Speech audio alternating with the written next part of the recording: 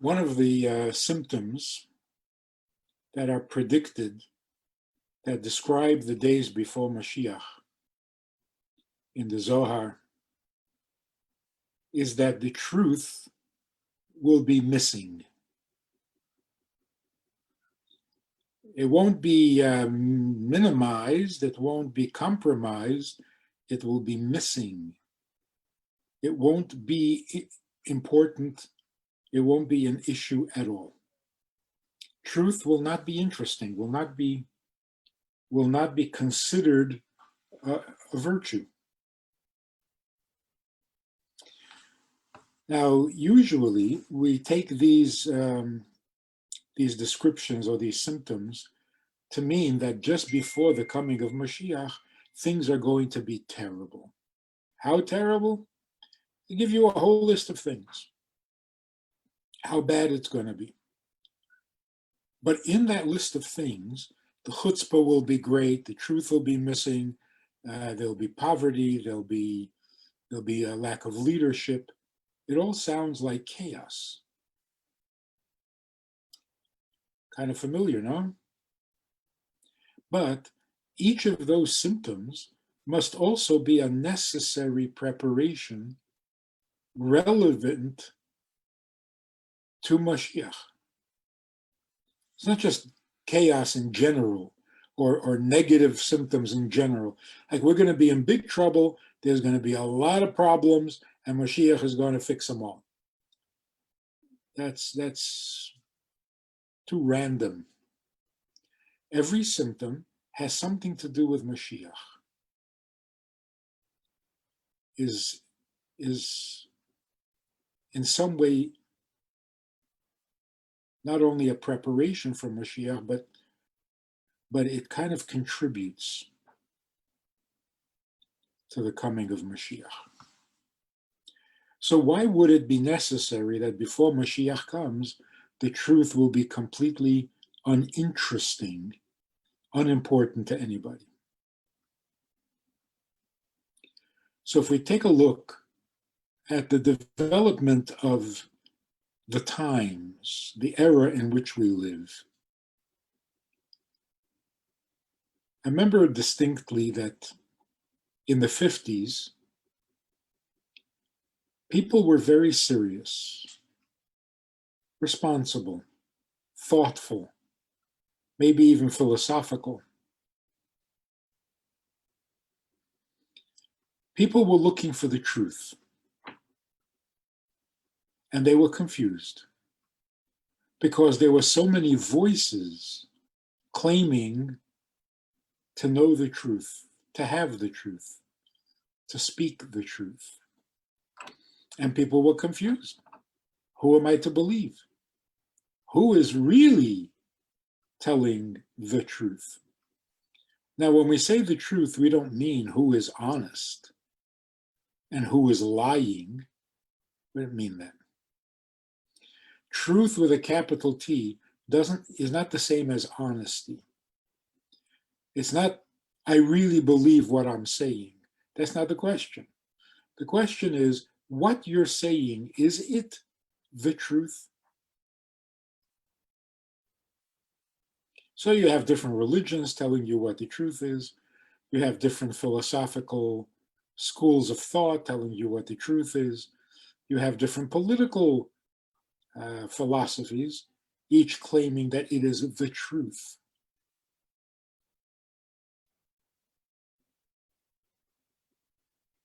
So people were searching back in the 50s.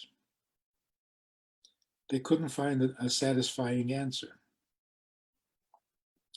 So it seems like in despair, they kind of gave up. There is no truth. It's not that there are many truths, there's no truth. Nothing is really true.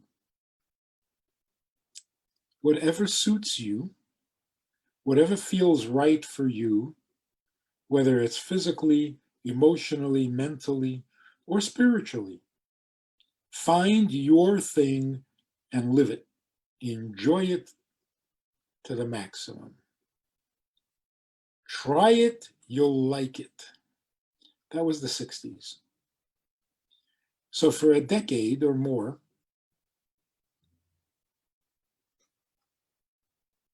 people were trying to make their way through life on experiment rather than strong principle.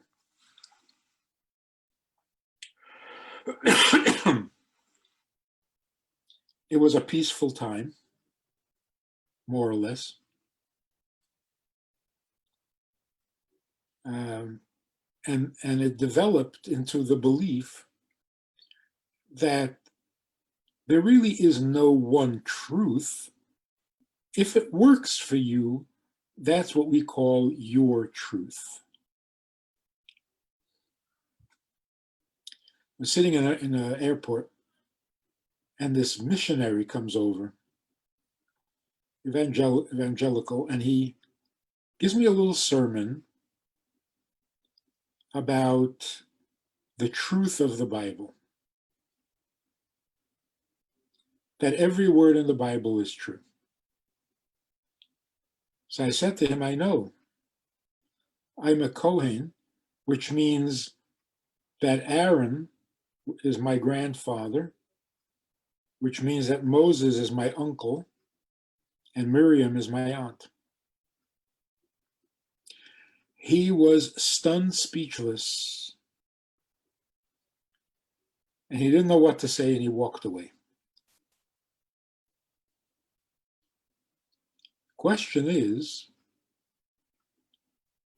he believes and preaches that every word in the Torah is true. That's his message. And yet, when he found out that I'm actually related to the people in the Bible, he was stunned. So obviously, when he said that the Bible is true, he didn't mean what I thought he meant. There is this belief or this attitude, I take on a religion, I believe a certain religion, the religion tells me it's true, so I believe that it's true. And if I believe it's true, then that's what truth means. I mean, what other truth is there? I believe it's true. Why? Well, that's part of what the religion demands, that I believe that it's true. I can believe anything I want. So if I decide to be part of this religion, part of this group, then I believe what they say. So is what they say true? Well, it's as true as we can get. I think it's true. I hope it's true. I accept that it's true. Or it's my truth. True for me. What does true for me mean? You know, I wear a size 7 and 5/8 hat. So any hat that size is my kind of hat. It works for me. It fits. So it's my truth. That's pretty much the same as saying there is no truth. Because if my truth is not your truth, then neither of us have the truth. So the first thing we need to know about truth is that it's universal. If it's true of everyone. If it's true at all times. And if it's true, then it's true in all places. Otherwise, you're talking about an opinion, you're talking about an emotion, you're not talking about truth.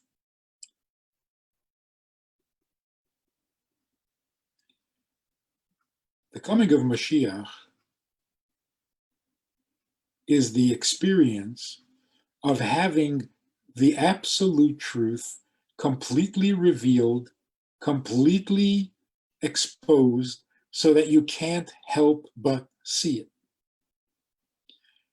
Now, if you see the truth, everyone will see it equally. If you have to understand it, then we're not going to understand it equally. To some people, it will make more sense. Some people make less sense. Some people are more philosophical. Some people are less philosophical.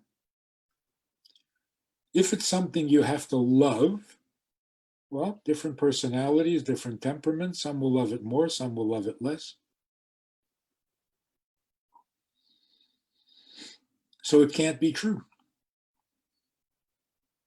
But if we see it, if it becomes so obvious that you can literally see it, then everybody sees it equally.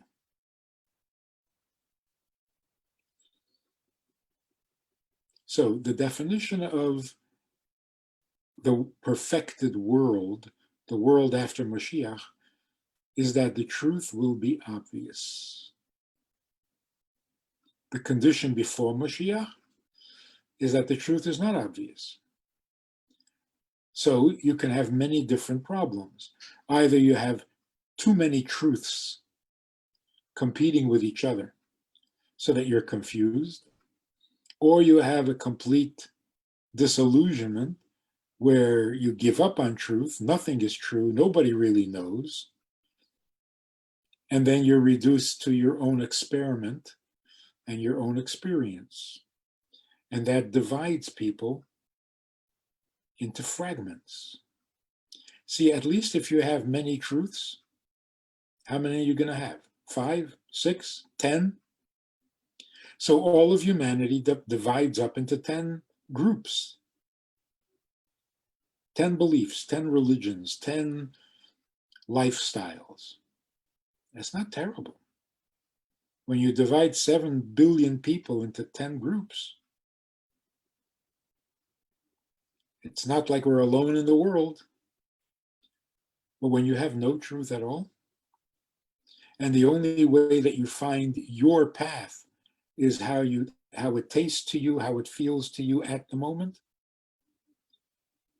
then everybody is on their own. Nobody is connected to anybody else, even if we happen to share the same taste and the same belief.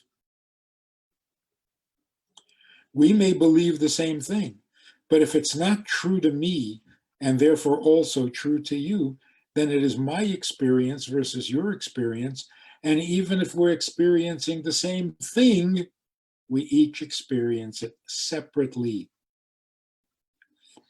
We may both enjoy eating a loaf of bread, but you don't feel my enjoyment and I don't feel your enjoyment. I can relate to what you're enjoying because I enjoy it too. But my pleasure and your pleasure are worlds apart. Just like your hunger and my hunger are worlds apart. I don't know if you're hungry unless you tell me. So the contrast before Mashiach, after Mashiach, in order for the truth to be absolutely revealed and absolutely clear, there has to be two things. First of all, we have to be convinced that there can be only one truth. And secondly, we have to be convinced that there is a truth. Can't be without a truth. So this is what we've developed, and this is what we've gained in the last era, beginning in the 50s or 60s, that yes, there is a truth, otherwise we're absolutely disastrous, and that there can only be one.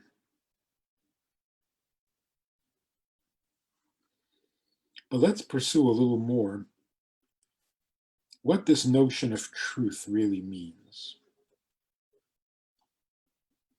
Before we start deciding what's the truth, let's first understand what we mean by truth.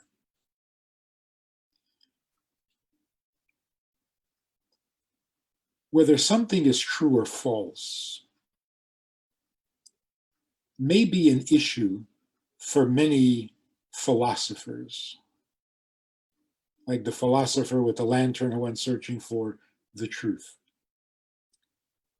But for the average person, true and false is not a big concern.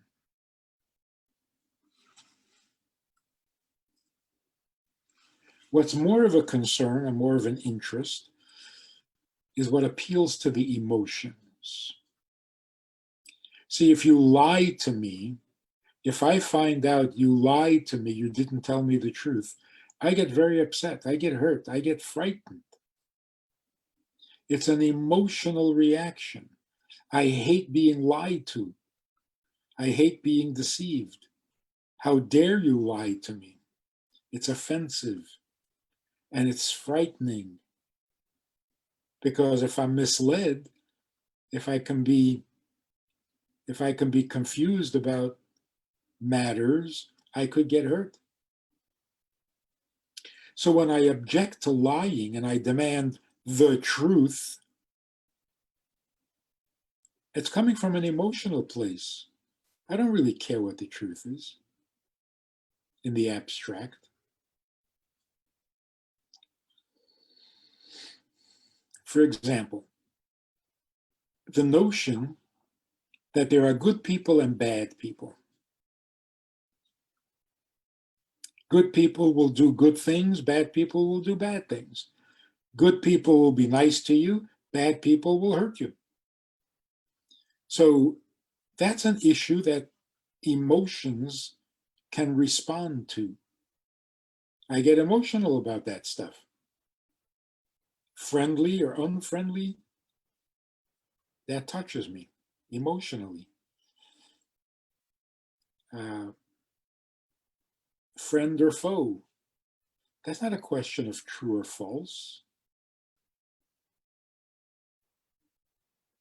Or in different words, love is appealing, love feels good, hate feels bad. To be loved is nice, to be hated, not so nice.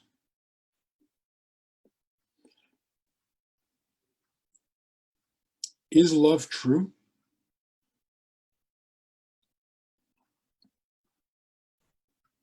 See, I'm not asking whether the love is sincere. I'm asking if it's true, with a capital T. True love. What does true love mean?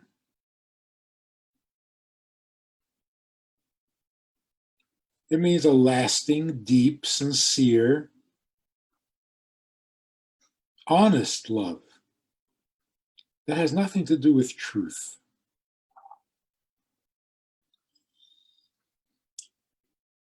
Truth is, if someone loves you, you don't care if it's true.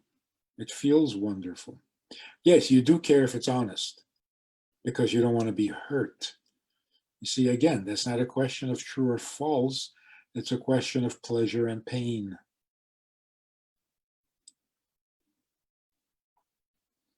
So, for example, somebody comes up with a theory, a very good theory. But then the scientist comes along and says, well, how do we know that that's true? So, well, think about it. Isn't it logical? Yeah, it's logical. But how do you know it's true? In science, the word true means a law, a consistent, repeatable law. If your theory turns out to be true, it means that you can rely on it, that it will always be there, it will not change on you, it will not disappear on you. It is true. Nobody's talking about honest. I'm not asking whether the scientist is honest, although it's a good question anyway, but it's a different question, different subject completely. The scientist himself, Mr. Einstein, comes up with a theory, a mathematical equation. It sounds wonderful, convincing, profound, deep, amazing. Is it true? Will it stand up to a test? will it prove to be true or not? Because many good theories, till the last minute, sounded really nice. The only problem was that it wasn't true. Let's make a better distinction.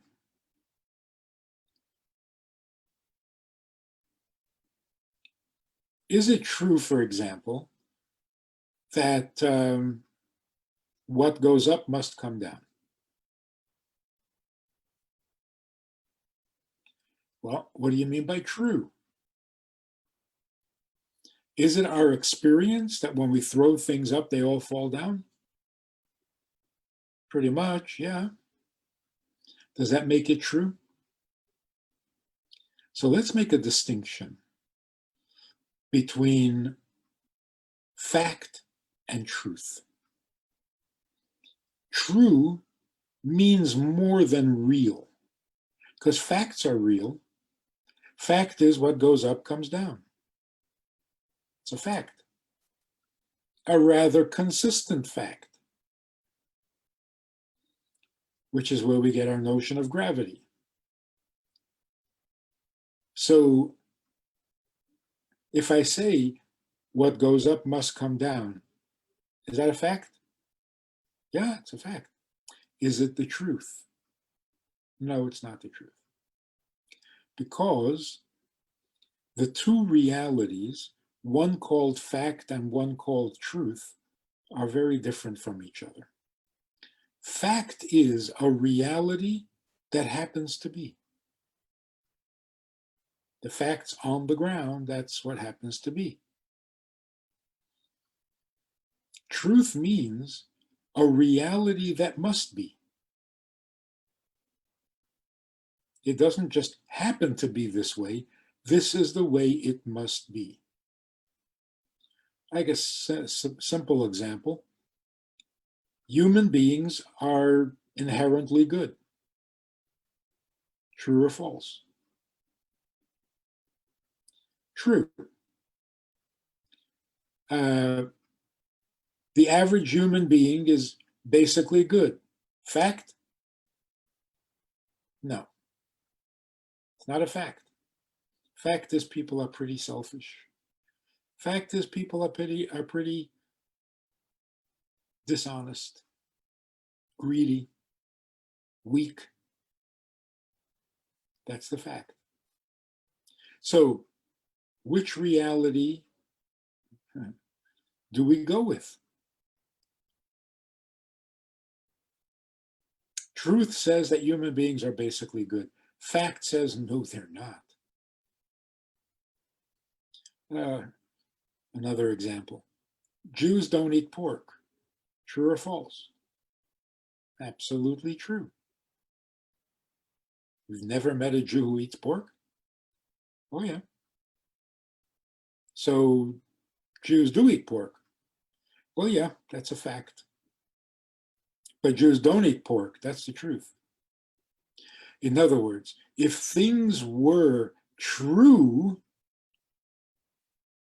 to their truth, they would be different than they are in fact. So the world as we know it is a divided world. It's an unhealthy world because the fact being real isn't always the same as the truth, which is real. So you have two realities, but one truth. Why should that be? How did this happen? How did truth get lost and somehow be replaced by fact?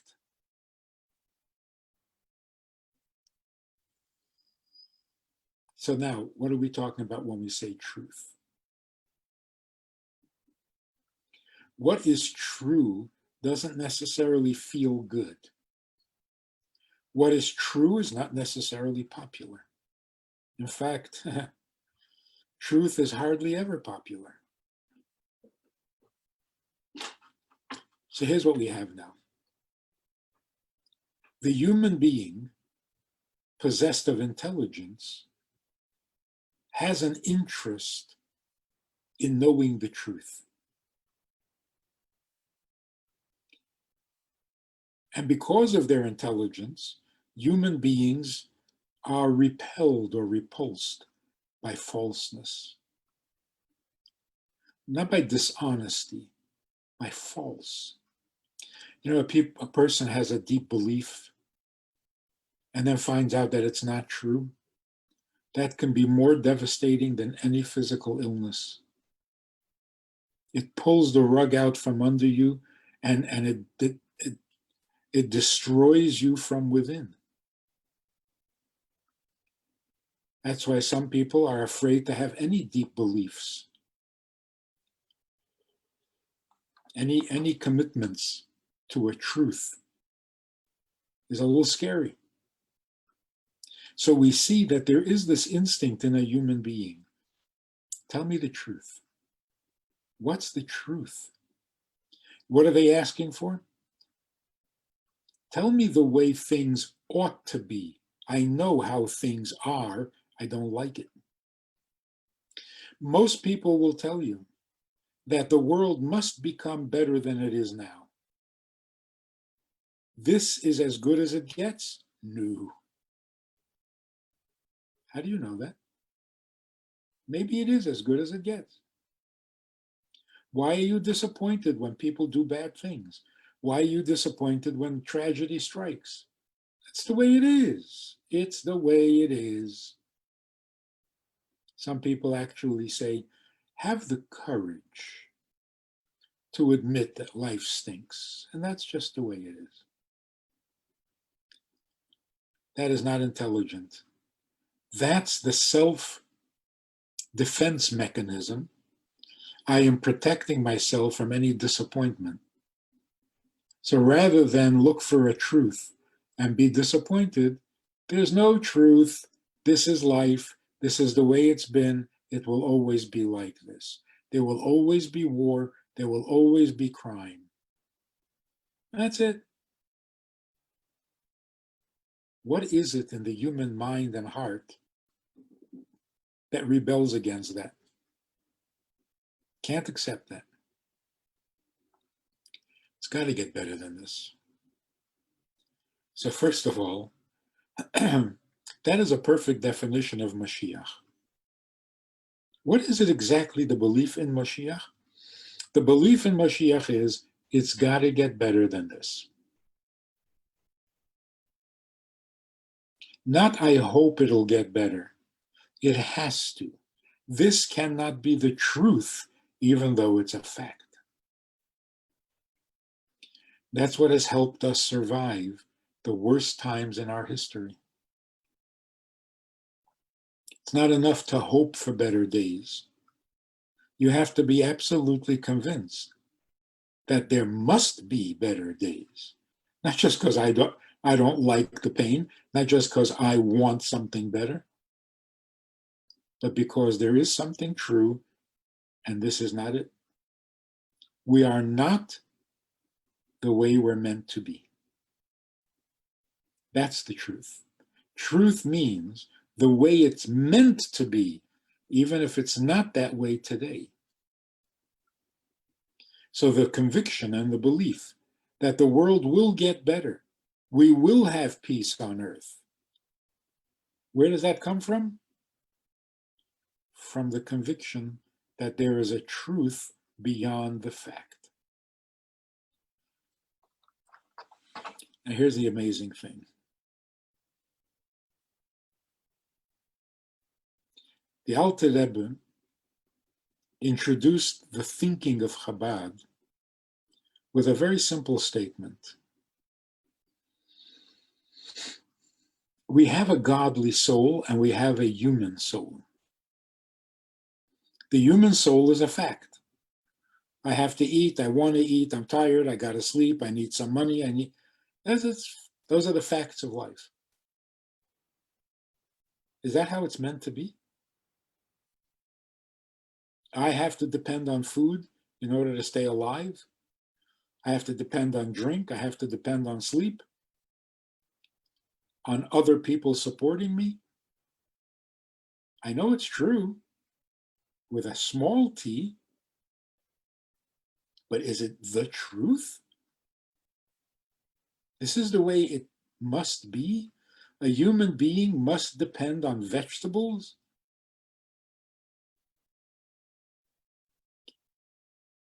That's not the truth. That can't be.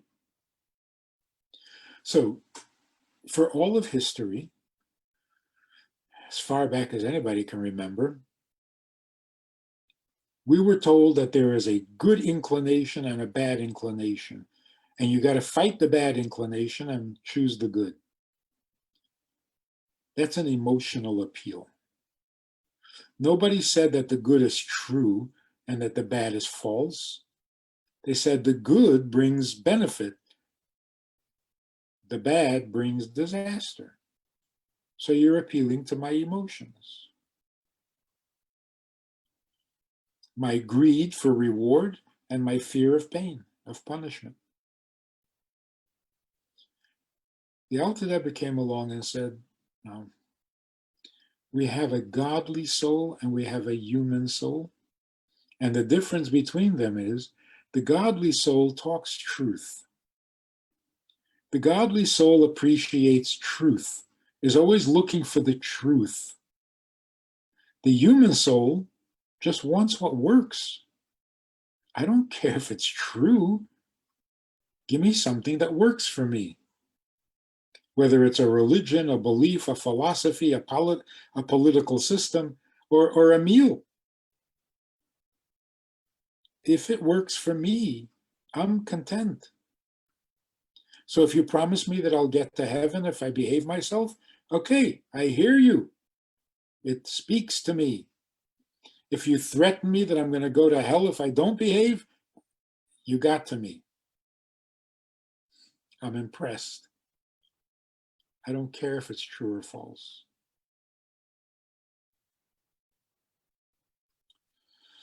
But if you have a godly soul and an animal soul, then one of your souls does care about true and false. You see, the human soul is mortal. It's afraid of dying. And that's why it will respond to anything that supports life and will run away from anything that threatens life.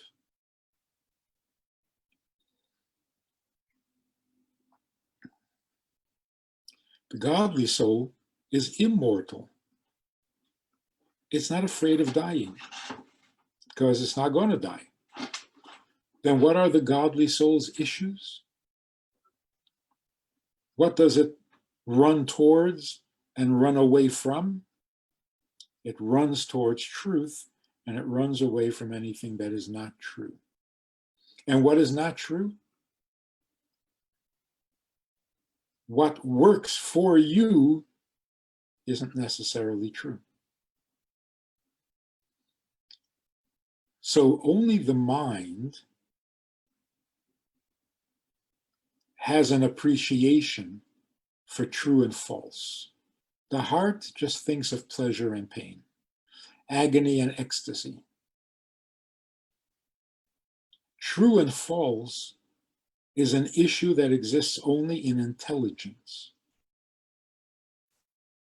Like the example of the scientist. If I figure out that 2 and 2 is 4, why do I still need to prove it? And say, let's see, if 2 and 2 is really 4, then 4 minus 2 should be 2. It is, okay, I've proven my theory. Why does the mind check itself? Because the mind wants truth. Emotions just want what feels right. So now we understand a little bit. What does Chabad mean? Chabad means pursue truth. Worship God because he is true, not because he'll be nice to you. Don't worship idols, even if they're nice to you, but they're false. And they're false because they don't care about truth. They never even really claim to be true. They just claim to be beneficial. This will be good for you. Try it, you'll like it. That's pure emotional. So there is talk these days about dismantling the police. It sounds so nice. After Mashiach comes, there won't be police. So you might say that not having police or not needing police, that's the truth. That's the way the world ought to be, must be. Fact is that there is still crime in the world and so on, so you have to have police. So again, there's a clash between truth and fact. To dismantle police today would factually be wrong, but it would be the truth. So how do we bring the truth and the fact together? Human beings should not need policemen to control their behavior.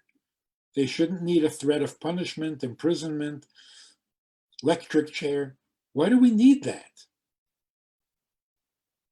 Fact is, we do. So when will the fact finally grow up and become the truth? So there's this beautiful example of a young man who came from Russia to Minnesota, and he took a drive out into the country, and he came back believing in God, although he was raised an atheist. What happened? He sees this little booth on the side of the road, and there are shelves, tables, and bushels full of vegetables. So he wants to buy vegetables. He stops and he waits for the owner to show up. Nobody shows up. He waits, nobody shows up. And then he notices that there's a can nailed to the wall, and there's money in it. And he realized what he was seeing. The farmer had put out the vegetables. They were marked with a price, and there was a can for you to put the money into. People took what they wanted, paid for it, and drove off. And the owner didn't even bother coming around. He was stunned. He couldn't believe it. This would never happen in Moscow. The money would be gone instantly. The fruits would be gone second. And even the booth, the table, the wood, it would all be gone. See, that's where you need a dictator. You need a dictator when people are not governed by what's true. So you have to enforce the law because you can assume that people are not going to be honest. What he saw there on the side of the road in rural Minnesota, he saw people behaving according to God's plan. There were no policemen. There were no cameras. The farmer wasn't there hovering to make sure you don't make off with one of his cucumbers.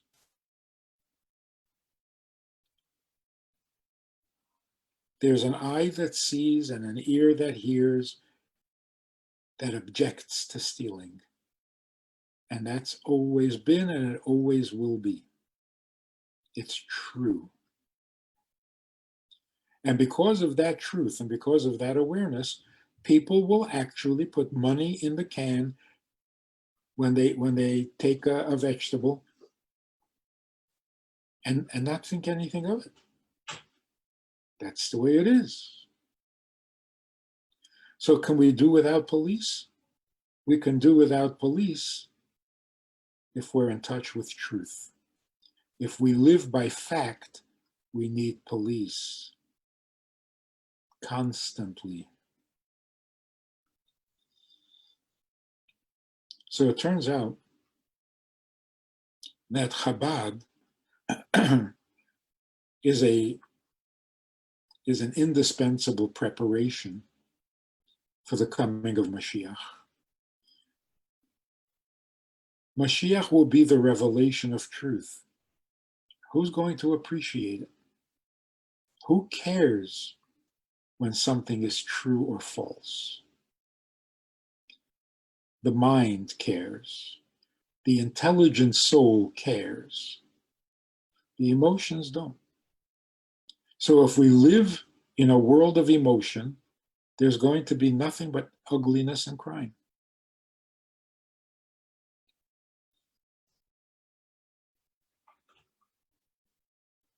And that's why the emphasis on reward and punishment should be less and less necessary as we get closer and closer to the truth. So in the study of Hasidus, which may be the only philosophy in the world that appreciates the value of truth and the distastefulness of that which is false, not because of any repercussions, not because of reward and punishment, but because true is true and false is false. And the truth in me is allergic to that which is false and thrives on that which is true. So whatever is true in me is attracted to the truth and is repelled by substitute reality, which is fact. So today, before Mashiach comes, when the fact surrenders to the truth, like a person is healed from a serious illness, fact is he could have died from it. Truth is nobody should ever die. So when the illness surrenders to the truth, we call it a miracle. And we have to thank God for that miracle. But when Mashiach comes, it won't be a miracle when fact surrenders to truth. It's the only option.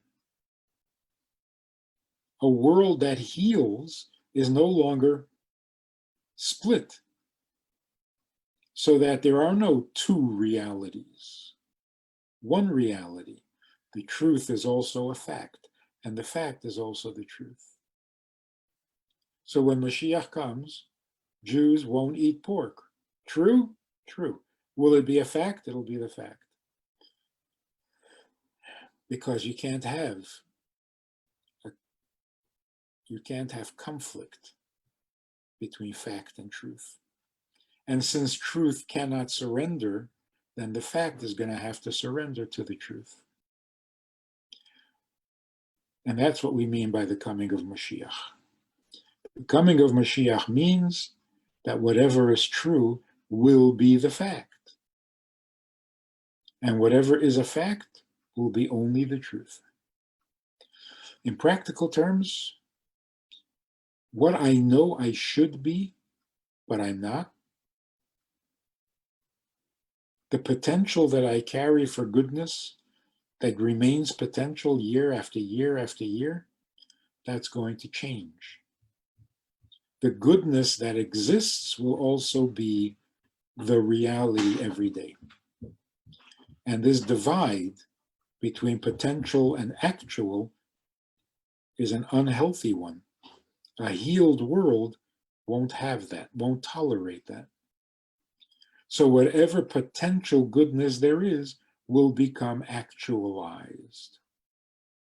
And whatever potential evil there is will have showed itself, will have revealed itself, and will have destroyed itself, because evil has no more reason to exist.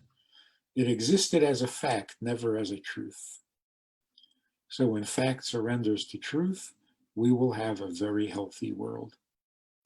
And that is the teachings of Chabad.